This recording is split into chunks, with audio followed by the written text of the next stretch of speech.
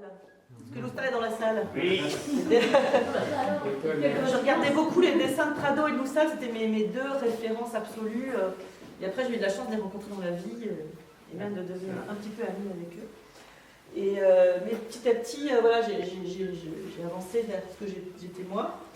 Et j'aimais faire de la bande dessinée, mais à l'époque, j'étais très amie avec Blutch, qui était dans mon cours, en fait, aux Arts Déco. On a même grandi ensemble dans le même village, on se connaissait très bien. Il faisait de la BD, il était déjà rentré à Fluide Glacial, lui. Et moi, j'avais envie de travailler à Fluide Glacial, de faire des BD. Et j'avais commencé à faire toute une série avec un personnage qui s'appelait Citronnelle, une fille donc un peu ridicule. Et puis, j'ai pas osé montrer mes BD à Fluide parce qu'il n'y avait pas de filles, il n'y avait pas de BD de filles. Alors Blutch m'avait stimulé pour que j'y aille et j'avais fini par y mettre un pied. Et puis je me suis retrouvée avec une bande de 30 gars qui étaient bourrés un soir.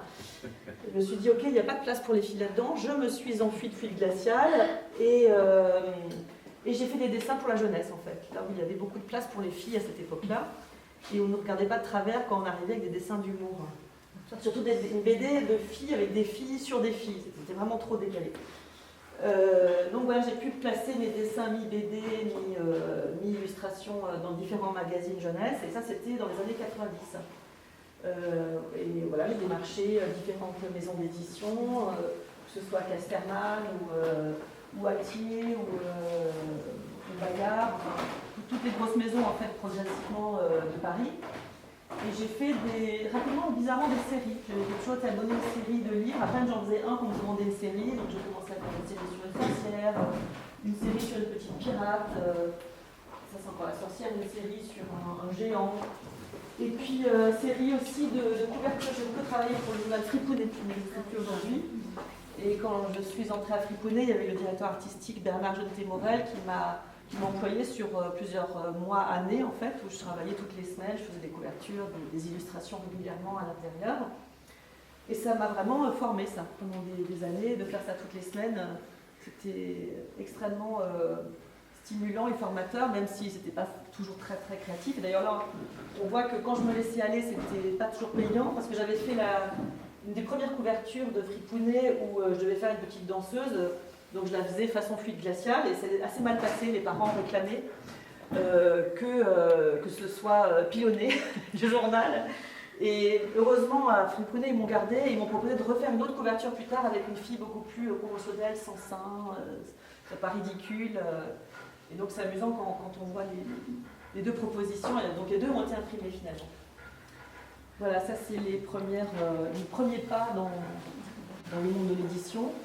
Et j'ai poursuivi en faisant, alors c'est pas tout à fait chronologique, mais c'est plutôt thématique. Donc j'ai continué toujours des séries. Là c'est une série pour Hachette qui s'appelle Loulou, une bibliothèque rose, qui a 10 volumes, et qui étaient des histoires avec Josette Porte-Chiche, qui sont très amusantes, et que j'ai pu illustrer aussi pendant quelques années.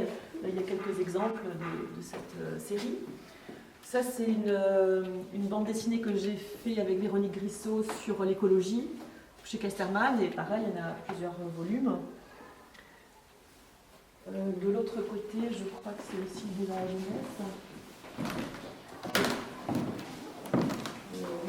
On va continuer là.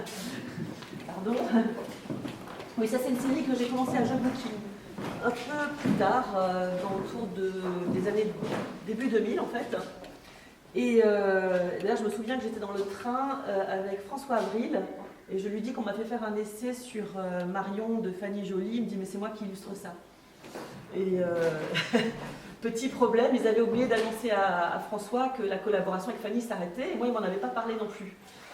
Donc heureusement François était très fair-play et puis moi j'étais très gênée et en fait il avait lui démarré Marion d'une façon très graphique et super, enfin, très élégante mais c'était moins du dessin et de l'illustration jeunesse que ce que ne concevait l'auteur, l'autrice plutôt d'ailleurs, Fanny Joly, qui avait besoin d'avoir un dessin plus communicatif pour les petits. Et donc elle avait vu mes premières bandes dessinées et elle voulait que je prenne le relais de François, mais c'est quand même François qui a créé la Marion graphique que j'ai reprise à ma façon. C'est un peu la suite de Avril. Et ça, je l'ai fait pendant... je viens d'arrêter l'année dernière. 18 ans de Marion tous les mois, Donc j'en ai des centaines et des centaines de planches dessinées. C'était des épisodes qui étaient tous les mois dans Je Bouquine, qui sont parus en album chez Bayard Presse et puis ensuite en album chez Gallimard. Et ça aussi, c'est une de mes longues séries. C'est un livre qui s'appelle L'Encyclo des filles, qui est un des best-sellers. C'est avec Sonia Ferchak qui écrit pour les jeunes filles tout de A à Z, c'est-à-dire tous les thèmes de la vie, A comme amour, Z comme zen, je sais pas, il y a plein de mots comme ça du vocabulaire des gamines qui sont étudiés, analysés par elle qui est journaliste et surtout aussi aidée par des psychologues et des médecins. Et moi j'illustrais les thèmes, voilà, là c'était par exemple déclaration d'amour, la famille, le divorce. Après il y a eu des sous-encyclopédies, encyclopédie de la danse, encyclo de la cavalière, encyclo de la musique. Donc toutes ces thématiques pour les jeunes filles qui n'osent pas forcément demander à leurs parents, qui voudraient avoir des renseignements sur des mots, sur des sujets de la vie qui les perturbent. Ensuite, j'ai créé ma propre petite série qui s'appelle Trotter Pilote. Alors, ça me représentait à la fois moi et ma fille Lynn, devenue Linotte, qui faisait du poney. Et j'avais envie de mettre le personnage avec son animal du quotidien, qui est un petit poney, dans une petite ville comme Nérac. Et c'est les aventures en une planche, en deux planches plutôt, de cette gamine. Alors là, on a les noirs et blancs, mais c'est en couleur, et c'est paru pendant toutes les semaines, tous les mois, pardon, pendant des années aussi dans la presse, chez Bayard Presse, et ensuite dans les petites sorcières de Fleurus. Ça paraît toujours. Et j'ai associé mon amie Claire Rouillard au bout d'un certain temps pour qu'elle puisse m'aider à prendre le relais. On a écrit les histoires ensemble, dessiné ensemble, pour continuer à faire vivre le personnage. Et mon association avec elle a commencé, je pense, à ce moment-là. On a commencé à faire des choses ensemble parce que c'était juste le pied à l'étrier pour ne plus quitter. Oh, c'est qu'elle. Exactement. Voilà, ça c'est en parallèle ma première incursion dans ce qu'on appelle la littérature adulte. Donc je suis passée de Marion, de mes BD jeunesse, à mon premier personnage de BD qui s'appelle Lucie, que j'écris avec Véronique Grissot, que j'écris en 1999, avant Bridget Jones. C'était une jeune femme de 30 ans qui avait des questions existentielles, les affres de son existence, la jeune trentenaire, problèmes d'amour, de boulot, du quotidien. Et on était un peu les premières à faire ce genre de choses, parce que Bridget Jones n'existait pas encore, et qu'après, bien sûr, ça a été bien repris par des dessinatrices qui sont arrivées petit à petit de plus en plus nombreuses, comme Pénélope Bagieux, Margot Motin, qui ont repris cette veine-là des tracas du quotidien, je dirais. Mais moi, j'ai commencé avec Véronique à faire ces histoires-là en 2000. On a poursuivi ça pendant quelques années, jusqu'à environ en 2005. Il y a 4 tomes de Lucie. Le tout premier, c'est celui-ci, Lucie sans souci, qui était une sorte de roman graphique en noir et blanc, de déjà 250 planches. C'était dans une collection qui s'appelait Tohu Bohu, aux humanoïdes associés. C'était assez nouveau parce qu'on ne faisait pas tellement de bandes dessinées comme ça, de fiction en noir et blanc déjà, et puis avec une grande pagination et en petit format. Donc, l'allure d'un roman, mais c'était un roman graphique. Et ce premier volume avait eu un succès, et ce qui nous a entraîné à faire après des albums plus traditionnels, 45 pages, cartonnés, couleurs, où les aventures de Lucie ont continué. Et puis, voilà, ça c'était pour Lucie. Aujourd'hui, je continue à faire de la jeunesse. Enfin, je me suis remise parce que je ne me suis jamais vraiment arrêtée, j'ai continué avec Fanny Joly, mais j'ai un peu baissé le rythme là-dessus, dans la mesure où, grâce à Lucie, je suis rentrée dans la bande dessinée adulte, et j'ai développé vraiment, et vous le verrez au-dessus, tout ce qui est narration pour adultes.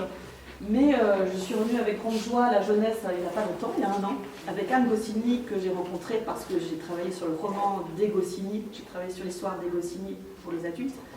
Et petit à petit, en faisant ce livre, et Anne m'a donné beaucoup de documents pour ce livre, on est devenus de plus en plus amis.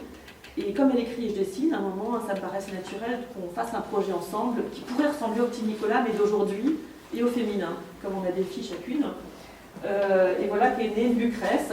Et Lucrèce, c'est l'histoire d'une petite fille d'aujourd'hui, dans la même veine que le Petit Nicolas, mais vraiment avec l'écriture d'Anne et vraiment avec son style et sa loufoquerie à elle, et elle n'en manque pas.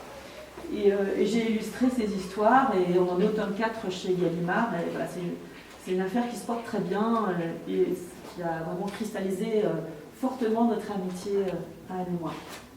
Et là, on a quelques extraits de ces livres, mais ce sont des illustrations en noir et blanc qui en fait seront couleur à la fin, mais la couleur est faite à l'ordinateur et c'est largement retouché. Ce n'était pas le cas de mes premiers dessins. Plus on avance dans le temps, plus vous verrez que mes dessins sont mal faits parce que je les fais très très vite. Je mets beaucoup de typex, j'y vais pratiquement sans crayonner, mais comme je travaille différemment maintenant parce que je scanne mes dessins et ensuite je les retouche à l'ordinateur, je me donne moins de peine dans la première étape qui est l'ancrage. En revanche, j'ai un certain plaisir à dessiner assez vite et avec une spontanéité et une certaine énergie que je ne perds pas du coup en travaillant de cette façon-là. Voilà, donc ça c'est à peu près toute ma production jeunesse. Donc voilà, la suite de Lucie. Très vite, je me suis rendu compte avec les aventures de Lucie que j'avais le sentiment de tourner un peu en rond sur mon nombril. Et j'avais envie de raconter des histoires toujours d'héroïnes, parce que je suis une femme, et c'est plus logique de parler de filles. Après, les filles sont devenues des femmes et des femmes des héroïnes. Mais j'avais envie plus d'inscrire mes histoires dans la grande histoire. Et je le sentais, donc j'ai commencé par faire une BD avec Christian Demeter qui s'appelle Le sang des Valentines. On a coécrit, j'ai dessiné un peu dedans, mais surtout lui. Et c'est l'histoire qui se passe en 14-18, donc ça inscrit notre héroïne dans la grande histoire et ça m'a donné envie de continuer. J'ai aussi fait des adaptations de textes littéraires de 4 écrivains que j'aime particulièrement. Thierry Belfroy, Jacques Gamblin, Pascal Quignard et José Luboquet. J'ai adapté des nouvelles sur des histoires d'amour avec chaque point de vue de chaque homme sur les femmes. Voilà, leur éternel féminin, en fait, de leur point de vue. Et donc là, j'ai repris le même personnage que j'avais adapté à chaque histoire qui se passait dans des temps différents, dans des ambiances différentes. Donc voilà, des expériences de BD très, très différentes. Ensuite, j'ai travaillé avec Paringo sur l'histoire de Mireille Balin, une actrice oubliée, une star des années 40, qui était une femme fatale et qui a eu un destin fatal. Il en a fait mi-fiction, mi-réalité. Voilà, en tout cas, il est parti sur l'histoire de cette femme incroyable. Et j'ai mis ça en images. Et voilà comment je suis rentrée petit à petit dans la bande dessinée plus historique. Et j'ai eu envie d'aller plus loin là-dedans. Et j'ai eu la chance de pouvoir le faire grâce à une rencontre merveilleuse. José-Louis Boquet, le voici, à Angoulême. Écrivain, scénariste, voilà. Et donc on a parlé on s'est rencontrés, il vivait de dessiner, ça tombait bien. Et je lui ai parlé de mon envie de travailler sur des thèmes de femmes dans les femmes, en fait, tout simplement. C'est lui qui a répondu à ça en me proposant de raconter la vie d'une femme totalement oubliée qui s'appelle Kiki Montparnasse. Il est venu un jour à tiens, raconte à ton tour comment on s'est rencontrés, comment on a déclenché le projet à la Coupole. En fait, quand on s'est rencontrés avec Catel, c'était à Angoulême, évidemment. Où est-ce qu'on peut se rencontrer? À Angoulême. Moi, je faisais plus de bande dessinée depuis plus d'une dizaine d'années.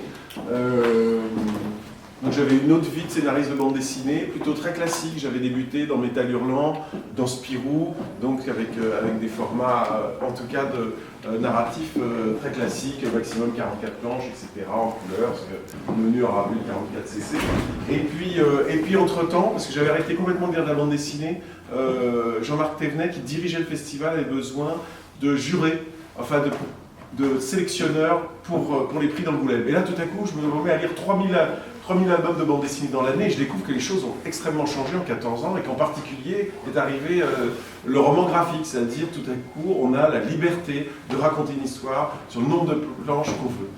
Et donc ça, c'est un point important, parce qu'entre-temps, moi j'avais écrit des romans, et on ne demande pas à un romancier d'écrire pas plus de 12 000 signes, sinon on ne publie pas.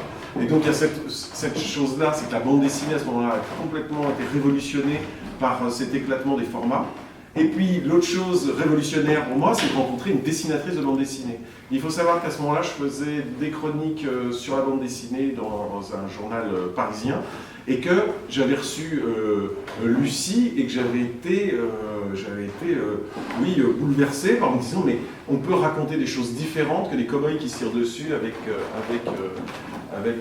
des méchants, des bisons et des chevaux, et qu'on peut raconter au quotidien. Alors c'est vrai que Dupuy et Berberian, dont j'avais été l'éditeur, j'avais édité Monsieur Jean, avait déjà commencé cette ligne du quotidien, du contemporain. Et là, Catel, elle faisait, avec son ami Grissot, que je connaissais d'une autre vie, elle faisait ça. J'avais écrit un article dithyrambique en disant il y a quelque chose de révolutionnaire qui est en train de se passer dans la bande dessinée, il faut absolument lire Lucie. Et à Angoulême, je rencontre Catel. Voilà. Et donc. Je rencontre José Louis. Et on se dit, mais formidable, finalement, on a envie. Catel avait envie de changer ses propres codes, puisqu'elle était en 48cc chez Casterman, et puis moi aussi. Et puis, surtout, le challenge, c'est de travailler avec une femme, c'est-à-dire avec des préoccupations et surtout un point de vue sur le monde, sur la vie qui était forcément différent du mien, donc complémentaire. On était en fait parti pour faire autre chose, une sorte de Tintin reporter, donc j'enfonçais juste des portes ouvertes. Et puis très rapidement, on doit se retrouver un jour chez... alors on avait quand même tous les deux une certaine connaissance de l'histoire de l'art en France, et puis on doit se retrouver à la Coupole pour parler de notre fameux projet avec une journaliste femme chez les Tchétchènes, etc. Et puis je passe devant une librairie où là, tout en haut, il y avait les mémoires de Kiki. Kiki de Montparnasse, qui est un personnage qui nous intéressait tous les deux. Donc j'en achète un exemplaire pour elle, un autre pour moi, et puis on se retrouve à la Coupole. La Coupole qui est évidemment le QG de Kiki, comme on va l'apprendre très vite après. Et là on se dit, et si on racontait la vie de Kiki, cette femme dont tout le monde connaît l'image, ça c'est une variation faite par Catel, mais tout le monde connaît cette fameuse photo de Man Ray, qui est évidemment l'icône du surréalisme, puisque c'était la couverture de littérature, la revue du Breton, et puis qui est ensuite devenue la carte postale la plus vendue dans le monde. Enfin, mais qui est cette femme? Et donc on s'est dit que ça pouvait être, en tout cas que nous ça nous intéresserait, on ne pensait pas du tout au public, on pensait juste à nous, et de se dire, et on va raconter une histoire, et on pourra la raconter dans le nombre de pages qu'on veut, et ce sera en noir et blanc. Et à ce moment-là, Casterman avait créé une collection qui s'appelait Écriture, qui alliait à la fois la liberté de s'exprimer, puisqu'il y avait autant de pages qu'on voulait, et en même temps la possibilité éventuellement d'en vendre, parce que Casterman c'était quand même une majeure compagnie qui était susceptible de pouvoir suivre un succès. Donc on ne sait jamais, un livre peut toujours se vendre, hein. On n'est jamais à l'abri d'un succès, tel est l'adage de beaucoup d'éditeurs. Nous sommes en quelle année, s'il vous plaît? 2003, 2004 Ouais. Hein, puisque le livre va sortir en 2006. Voilà, et voilà, 2006, et les prix en 2007, un truc comme ça. Voilà. Donc c'est un long travail, c'est vraiment quelque chose que Catel et moi, parce que les collections écriture, le roman graphique induit aussi dans l'économie de la bande dessinée le fait que c'est quand même en noir et blanc, c'est broché, et que ça ne va pas se vendre, donc vous ne serez pas payé. Donc Catel et moi, pendant 3 ans, réellement, on autofinance notre travail en faisant beaucoup d'autres choses l'un et l'autre à côté pour arriver à réaliser ce livre qu'on avait juste envie de faire. Hein. C'était juste un vrai désir. Mais juste une parenthèse, moi j'ai eu un déclic à ce moment-là parce que j'ai rencontré Marjane Satrapi qui était en train de faire Persépolis. Et j'étais extrêmement bouleversée par ce travail et le temps qu'elle y mettait et la passion et son histoire bien évidemment. Et en même temps j'ai été très angoissée parce que je me suis dit mais c'est ça faire de la bande dessinée, c'est raconter un truc. J'avais l'impression qu'en parlant de Lucie, des problèmes du quotidien, je ne racontais rien. Et je suis un jour rentrée chez mes parents et j'ai dit à ma mère, ma vie elle est nulle, il ne s'est rien passé, j'ai pas de parents divorcés, pas de problème de guerre, pas de problème, rien, c'est nul, j'ai rien à dire. Et ma mère, absolument choquée, m'a dit, mais peut-être que d'autres femmes ont souffert et se sont battues pour que toi tu aies la chance aujourd'hui de ne pas avoir de problème et de pouvoir t'exprimer comme tu veux, tu devrais peut-être y penser. Et c'est là qu'est née ce jour-là chez moi l'idée de peut-être parler d'autres personnes, rendre hommage à des femmes en effet qui s'étaient battues. C'est là que la chose a germé et c'est vrai qu'avec la rencontre de Josélie, tout ça s'est concrétisé parce que, ben oui, pourquoi pas parler de cette femme qui a été une égérie dans les années 20, on venait en fait du monde entier à Paris pour voir la Tour Eiffel et Kiki de Montparnasse. Et donc c'est quelqu'un qui avait une autorité extraordinaire et qui avait totalement disparu. qui dans les livres d'histoire n'existait pas, alors qu'elle avait marqué l'histoire ne serait-ce que par sa photo, qui est la photo la plus vendue au monde. Et tout à coup est née voilà, l'idée de rendre hommage à cette femme, et grâce à José Louis, parce qu'il fallait vraiment être deux pour faire un travail aussi colossal, ça demandait une énorme documentation, parce que là il ne s'agissait pas de notre vie, qu'on aurait pu connaître bien et par cœur, mais la vie de quelqu'un d'autre, et donc c'était pas trop d'être à deux pour travailler sur un tel sujet. Et José Louis est parti pendant des mois de lecture, de recherche, on est parti en repérage tous les deux, d'ailleurs derrière vous il y a quelques dessins de repérage, on va un peu partout dans le monde à chaque fois qu'on travaille sur un sujet comme ça, j'ai fait plein de dessins, lui prend plein de notes, il lit plein de livres, moi j'ai mes carnets de croquis toujours sur moi, et de là la naissance de la vie de Kiki de Montparnasse en bande dessinée, avec là quelques dessins en couleur qui ont été créés autour de la bande dessinée pour différentes expositions ou pour des journaux qui m'ont commandé des dessins en couleur en parallèle. Mais le livre a rencontré un joli succès international, ce qui fait que Casterman nous a donné un second ticket pour faire un livre du même type. Et en fait, on a trouvé d'une certaine façon notre voix et ce qu'on avait à raconter tous les deux, qui étions tous les deux d'ailleurs des enfants de femmes féministes. Et on s'est rendu compte, on a conscientisé notre travail petit à petit en se disant mais peut-être qu'on est en train d'avoir envie de travailler, de rendre hommage à des femmes qui se sont battues. C'est donc une forme de féminisme de les rendre, d'en faire des modèles. Et nous avons donc continué à œuvrer sur ce que nous appelons les clandestines de l'histoire, c'est-à-dire des femmes qui ont marqué l'histoire, mais que l'histoire n'a pas retenu dans les livres. Bon, il faut savoir que l'histoire a été écrite quand même par des hommes et pour des hommes, puisque longtemps les femmes n'avaient pas vraiment droit à la lecture et surtout pas droit de vote, pas droit au chapitre. Donc c'était intéressant de revisiter l'histoire à travers ces personnages-là, qui officiellement ne sont pas restés, mais qui ont quand même fait des choses incroyables. Et voilà, donc José Louis me propose le deuxième personnage qui est là. Qui est Olympe de Gouges. En fait, on a été super agréablement surpris par le succès, et même le succès international de Kiki, les prix, etc. Genre, waouh, formidable. Vous avez inventé un genre, la biographie en bande dessinée, ah super. C'est vrai qu'on avait beaucoup travaillé, parce que moi je sortais d'années à faire des biographies, de Goscinny, de Clouseau, etc. Donc j'adore faire le rat de bibliothèque et transformer ça en histoire.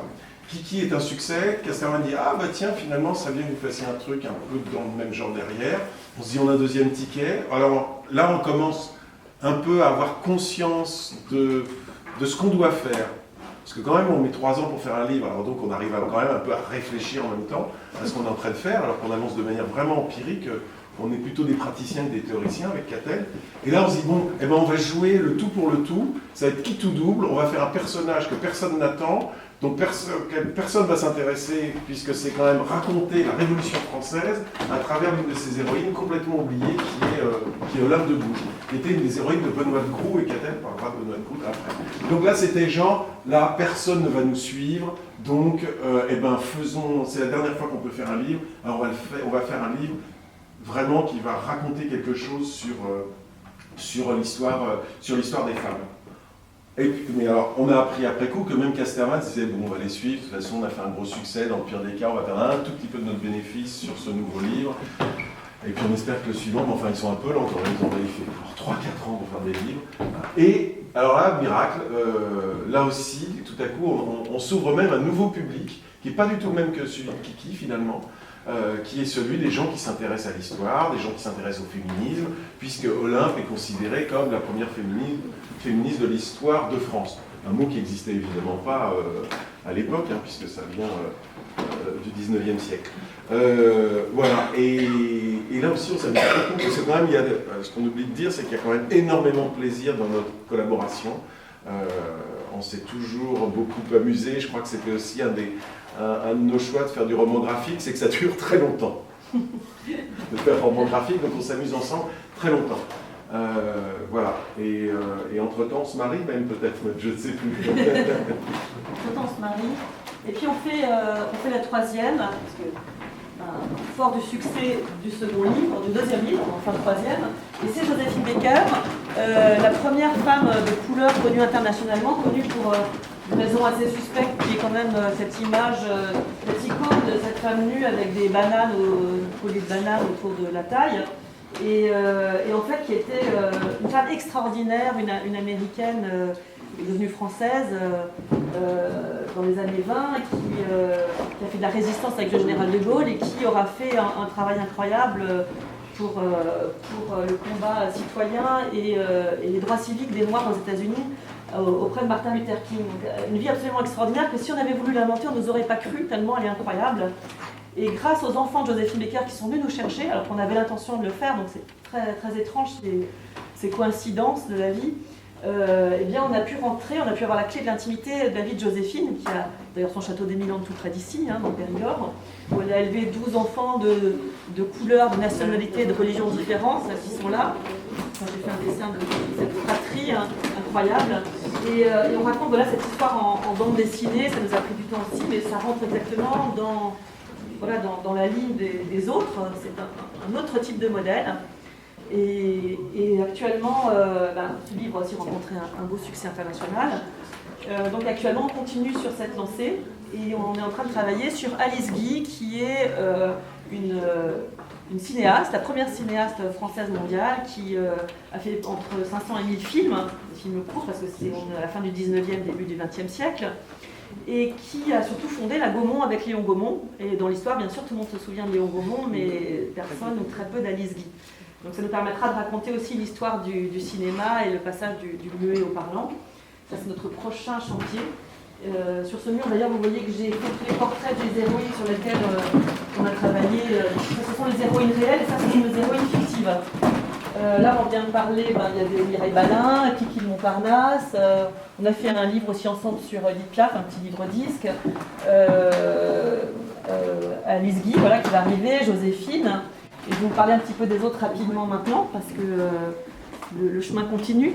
Puisqu'on était dans une démarche dite féministe, alors que veut dire le féminisme aussi, puisque c'est toujours une sorte de vieille maladie qui nous colle à la peau et c'est pas toujours bien vu. Hier encore, une femme m'a dit moi j'adore votre travail et je trouve que c'est très féminin, mais heureusement c'est pas féministe. Alors elle me dit ah si, c'est féministe. Ah ben moi je trouve que féministe c'est violent, donc on a commencé une discussion, je suis toujours dans le même genre de discussion, c'est-à-dire pourquoi c'est violent, pourquoi c'est mal vu, pourquoi c'est mal compris, parce qu'on associe ça aux femmes qui brûlent leur soutien-gorge dans les années 70, mais je lui réponds à ça, ce que m'a répondu Benoît de Groux, oui, alors peut-être qu'il y a des femmes qui étaient très violentes en brûlant leur soutien-gorge, mais elles n'ont tué personne, alors que le machisme tue tous les jours. Donc le féminisme, oui, il faut en parler, et qu'est le féminisme? C'est tout simplement l'égalité de droit entre les femmes et les hommes. Et là, déjà, cette dame avait un problème parce qu'elle pensait que c'était l'égalité naturelle, c'est-à-dire les hommes sont plus forts, les femmes, elles accouchent, donc nous sommes différents, oui, bien sûr, nous sommes différents. Mais nous devons avoir les mêmes droits, tout comme les noirs doivent avoir les mêmes droits que les blancs, ou les autres, toutes les couleurs, et les femmes et les hommes pareil. Et ce qui n'est pas le cas, et encore aujourd'hui dans beaucoup de pays, mais c'est quelque chose dont on a assez peu conscience, et enfin pas assez à mon avis, et donc il faut continuer à en parler.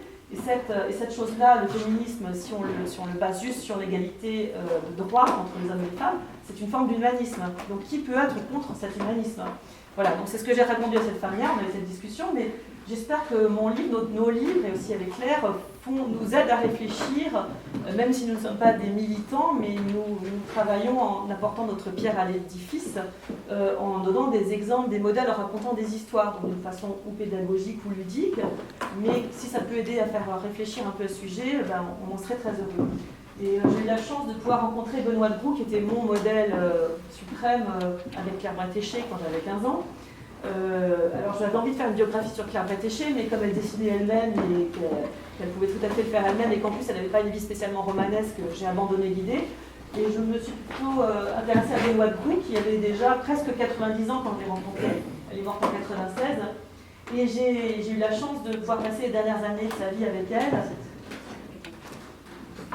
95, 14. Et en tout cas, elle est morte tardivement et les dernières années de sa vie, je les ai partagées et j'ai pu faire une bande dessinée sur sa vie. Donc à la fois sa vie de vieille dame avec qui j'ai partagé le quotidien et qui réagissait avec toute sa tête sur tous les événements qui se passaient, par exemple l'affaire DSK ou les problèmes politiques du moment. Et en même temps, elle me racontait toute son histoire à elle et toute l'histoire des femmes en général sur lesquelles elle avait travaillé. Son histoire à elle, déjà, qui, en résumé, est une femme qui est née en 1920, qui était prof agrégée de latin français et qui, en 1944, n'avait pas le droit de vote. et qui, mariée avec Georges de Caunes, un grand journaliste, elle a été enceinte plusieurs fois de lui et lui demandait d'avorter parce qu'il ne désirait pas trop d'enfants à ce moment-là, elle en avait déjà un, elle l'avortait à l'aiguille à tricoter dans son coin avec de l'eau de Cologne.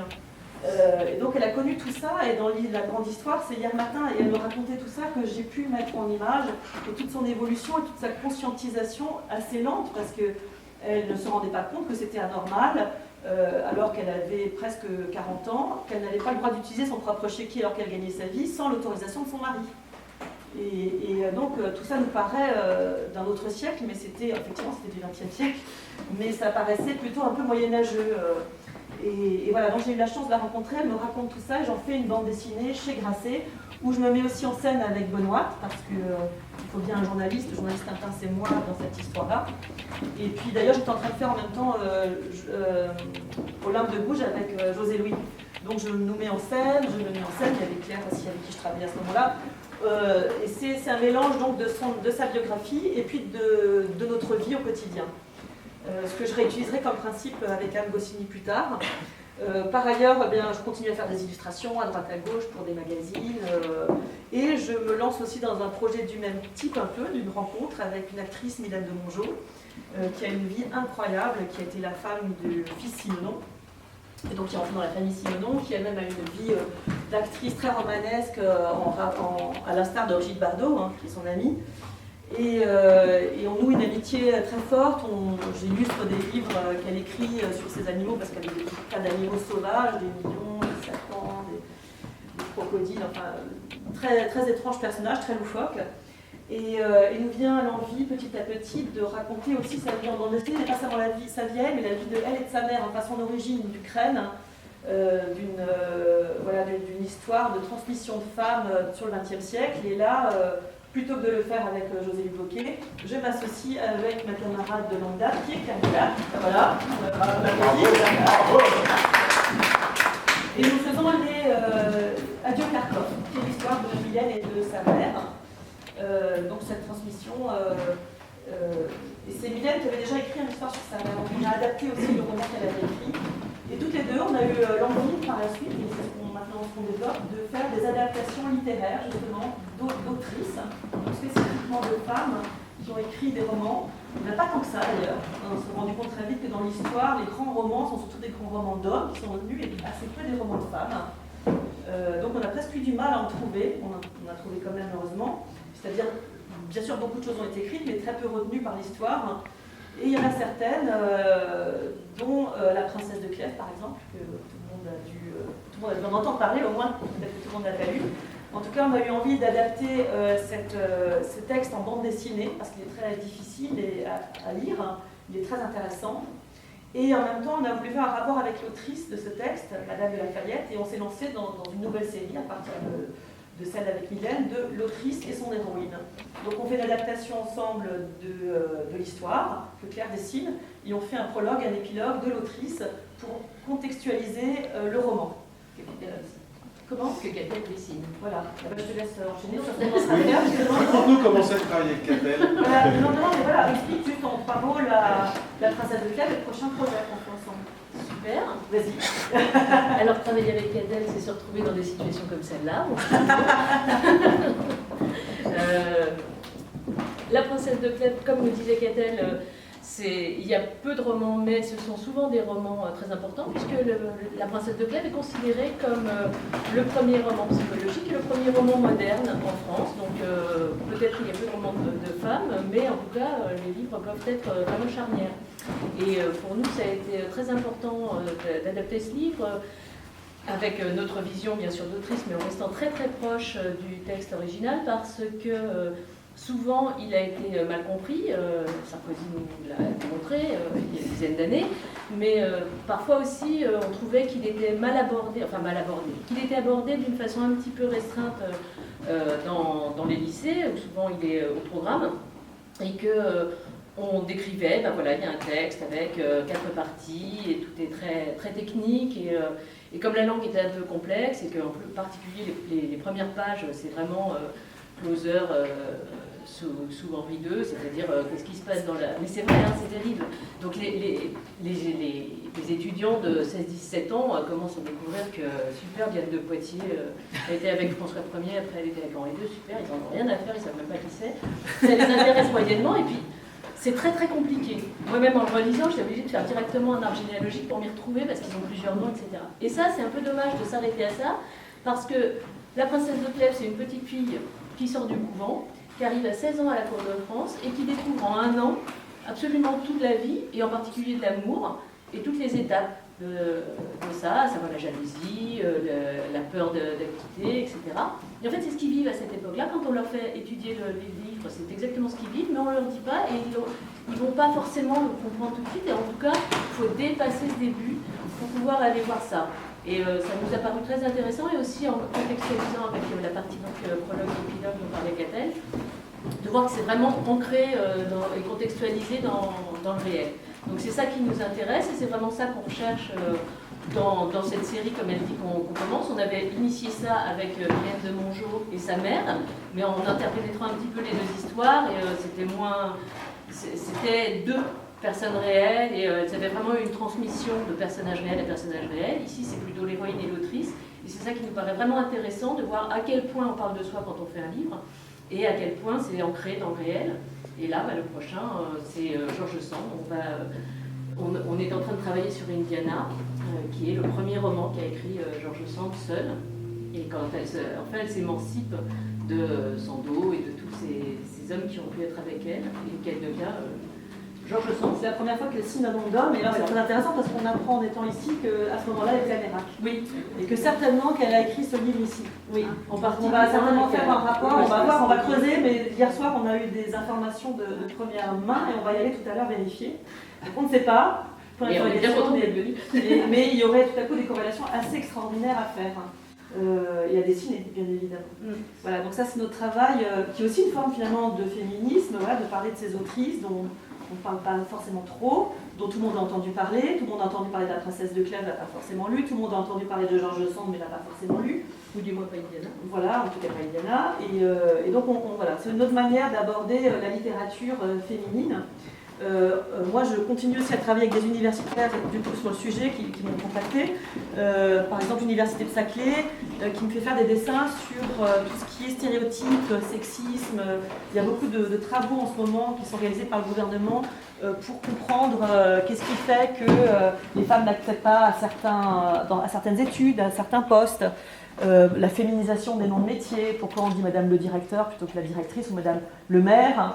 Voilà, au lieu de dire la mère, la directrice, l'autrice, l'auteur, l'écrivain, l'écrivaine. On nous dit dans écrivaine il y a veine, mais dans écrivain il y a vin aussi. Donc ces habitudes de langage, ces stéréotypes dès l'enfance, quand on nous dit que le masculin l'emporte sur le féminin dans l'écriture, donc ça y est, on est déjà conditionné. Donc toutes ces choses-là, eh bien là il y a quelques extraits de mes dessins de presse qui sont l'objet de plusieurs expositions autour de ça. Puisque maintenant que j'ai été identifiée comme féministe, et aussi maintenant, parce que maintenant on travaille souvent s'il y a deux, violente et virulente, et virago, et bien voilà, je continue ce travail-là, et c'est important. Alors moi j'ai des filles, donc évidemment ça me tient à cœur de leur transmettre ça, et ça se passe très bien de ce côté-là, mais Claire elle a deux garçons, et c'est encore plus important, je pense, et elle le fait très bien, parce qu'elle a des garçons qui sont extrêmement ouverts à la question, et qui seront beaucoup plus intégrés dans le monde de demain, parce que les filles commencent à avoir conscience et à prendre un certain pouvoir. Si ce n'est pas un partage qui se fait avec les hommes, ça sera compliqué pour ceux qui seront restés dans le siècle précédent. Les miens auront toutes les filles. Voilà. Il y a eu cette rencontre avec Anne Goscinny, autour de Goscinny. Anne est venue m'a rencontré une soirée et m'a demandé, en voyant des bandes dessinées, notamment celle sur de Breton, si je ne voudrais pas faire une bande dessinée, un roman graphique sur son père, une biographie, comme on s'en faire avec José Louis sur son père. José Louis a déjà écrit plusieurs biographies sur Goscinny, ça n'intéresse pas spécialement d'en faire une en bande dessinée, en tout cas c'est pas notre créneau.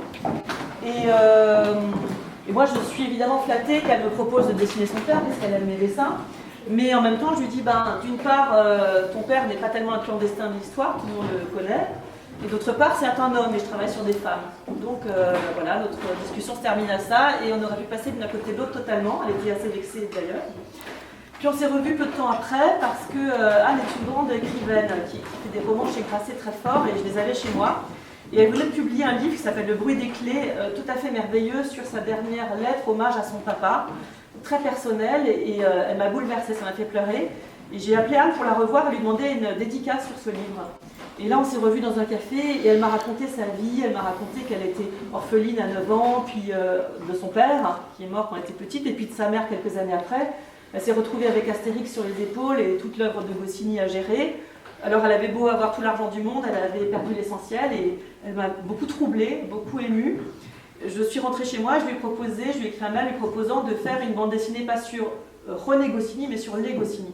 Sur cette transmission aussi d'un père à une fille, parce que je trouvais qu'elle avait un destin romanesque, que c'était une clandestine de cette histoire, et qu'elle rentrait complètement finalement dans mon créneau, et que de raconter l'histoire de la bande dessinée à travers son regard de fille, c'était finalement ce qui m'intéressait le plus. Là, elle est tombée de sa chaise, elle m'a dit « Voyons-nous tout de suite, je te donne tous les documents que j'ai, merveilleux, etc. » Et donc, j'ai démarré cette bande dessinée il y a 3 ans, on s'est beaucoup vu avec Anne, elle m'a donné plein de documents que j'ai pu intégrer dans mes planches. Est-ce qu'on en voit ici? Non, pas tellement d'ailleurs. Si, là, on voit un document, par exemple, de l'imprimerie Beresnia, qui est l'imprimerie de ses grands-parents, qui était une imprimerie yiddish, qui faisait des journaux juifs et russes à Paris. Mais elle m'a surtout donné des dessins originaux de son père, parce que son père était dessinateur au début. Là, par exemple, on voit ses personnages, ou une de ses illustrations. Et j'ai pu intégrer tout au long de la bande dessinée des dessins de son papa. Donc il était mis en situation, il était lui qui avait créé tant de merveilleux héros de BD qu'on connaît tous, que ce soit Astérix, Lucky Luke, Isnogoud ou le petit Nicolas. Et bien lui-même devenait un personnage de bande dessinée, depuis son enfance jusqu'à sa mort. Et donc cette mise en abîme, ça lui plaisait. En plus, très vite, j'ai eu le problème de me dire comment faire parler Goscinny. Moi, qui étais-je pour me permettre de faire dialoguer, de le faire parler. Donc j'ai demandé à Anne si elle pouvait me fournir des interviews de son père. Et grâce à l'Institut Goscinny, qui collecte depuis des années tout ce qu'il y a autour de René Goscinny, elle m'a fourni plus de 1000 pages d'interviews de son papa. Et j'ai pu, en travaillant pendant des semaines et en collectant ces phrases, les mettant bout à bout, comme des perles qu'on enfile et qu'on fait un collier, eh bien j'ai réécrit sa vie avec sa propre voix, sa propre langue. Et donc c'est lui-même qui se raconte en réalité.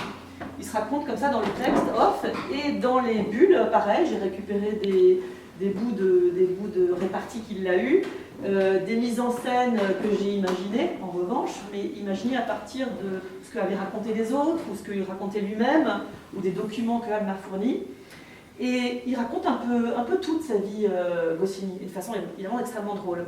Un peu tout, sauf certaines choses qui sont vraiment primordiales, très curieusement, comme par exemple ses origines, dont il ne parle pas du tout, qui sont des origines juives, ukrainiennes et polonaises, voilà, de gens exilés qui ont fui les pogroms, qui se sont installés en France, qui sont ensuite partis en Argentine et puis à New York, enfin toute une épopée incroyable pour fuir le nazisme aussi.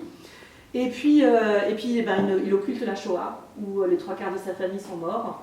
Donc tout ça, comment le combler? Et c'est là que j'ai eu l'idée de faire intervenir vraiment Anne en tant qu'interlocutrice privilégiée. Ce qui fait que j'ai réalisé la BD en 2 temps, c'est-à-dire qu'il y a un chapitre René, un chapitre Anne, un chapitre René, un chapitre Anne. Et Anne me raconte, et je me mets en scène avec elle, les moments où René ne parle pas. Et donc on nous voit toutes les deux, où elle me raconte voilà ce qui s'est passé pendant la Shoah, comment la famille est partie en camp de concentration. Mais elle me raconte aussi comment son père a réalisé un faux livre, parce que quand il était illustrateur, qu'il n'avait pas de boulot, il fallait faire croire qu'il était un grand dessinateur français, et à ce moment-là il habitait à New York. Mais il lui restait un oncle en France qui avait encore une imprimerie, il a fait publier un faux livre de Balzac, où il a mis des illustrations en un seul exemplaire, et il a fait croire aux États-Unis qu'il était l'illustrateur de Balzac. Donc ça, évidemment, il ne s'en vantait pas. Et moi, j'avais trouvé ce livre, j'avais trouvé des documents sur ce livre, mais physiquement, je ne le trouvais pas. Et donc elle avait ce livre, et elle me l'a montré, elle m'a raconté l'histoire. Donc voilà, c'est plein d'anecdotes comme ça qui viennent s'incruster alternativement sur le récit de René, jusqu'à ses influences de cinéma, Laurel et Hardy. Enfin, tout ça a été une aventure extraordinaire entre elle et moi, et j'ai fait le premier tome en fait parce qu'il a fallu diviser cette histoire en 2 parties. Donc là j'ai fait la naissance d'Astérix, après je ferai l'héritage d'Astérix, mais Ça va de 1926, même un petit peu avant, parce qu'il y a ses parents déjà à René qui sont là, les grands-parents de Dan, jusqu'à 1959, la naissance d'Astérix, la naissance du journal pilote, la naissance du petit Nicolas, les 60 ans en ce moment. Et voilà, on a achevé ce livre dans la joie et la bonne humeur, et plus que ça, dans l'amitié fusionnelle, puisqu'on a tellement ri ensemble et passé de temps ensemble qu'on a décidé de créer ensemble. Et c'est en racontant justement les duos, parce que en discutant dans la piscine chez Anne, dans le sud, je lui disais, mais ton père finalement a toujours fonctionné en duo, que ce soit avec Uderzo, avec Maurice, ou avec Sampé, avec tant d'autres, son truc c'était les duos. Elle me dit, ben oui, c'est le summum de la création, d'ailleurs son modèle c'était Laurel et Hardy, c'était cette idée toujours de travailler en binôme. Moi c'est ce que j'adore, que ce soit avec José Louis ou avec Claire. Et tout à coup je dis, ah mais et pourquoi pas toi et moi? Et là elle me dit, comment, si on faisait avec nos filles, un petit Nicolas, tu sais écrire, je dessine, t'es tellement drôle dans la vie. Et là elle me dit, ah ça jamais, parce que quand on est la fille de Mozart, on ne se lance pas dans l'opéra. Et donc Rateau pour moi, comme je lui avais refusé la première fois. Et finalement, un mois après, elle m'envoie les histoires de Lucrèce. C'était pas encore tout à fait au point, mais il y avait un esprit, il y avait quelque chose. Je fais quelques dessins, on l'envoie à Gallimard, qui nous signe tout de suite 3 tomes. Et là, ils ont signé 3 tomes suivants, parce que le livre marche très très bien aux éditions Gallimard. Et je crois qu'on est parti pour une longue série. Et donc une longue amitié, et le tome 2 certainement des aventures de son père aussi. Donc ça c'est encore une autre belle histoire d'amitié et de création. Et pour finir, eh bien, en parallèle de ça, je me lance un peu dans l'audiovisuel. Là vous avez 4 représentations de Colette. Ce sont des dessins que j'ai faits pour un documentaire pour Arte, réalisé par Cécile Dangean, une réalisatrice très personnelle, très connue dans ce milieu, qui m'a demandé de faire des dessins au milieu de son film, de sa biographie sur Colette. Et donc j'en ai fait beaucoup, j'ai même fait de l'animation, Colette qui se met à danser.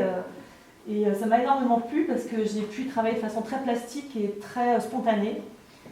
Et le film a connu aussi un beau succès. Après, j'ai eu la chance de pouvoir travailler aussi avec Dominique Thierry sur un film sur Benoît de Groux. J'ai aussi fait des dessins. Et actuellement, on a un projet de faire un film documentaire sur Alice Guy, où de la même façon, je vais faire des dessins qui vont s'intégrer en fait au film et aux photos. Donc c'est une nouvelle expérience de dessin autour d'autres héroïnes. Voilà.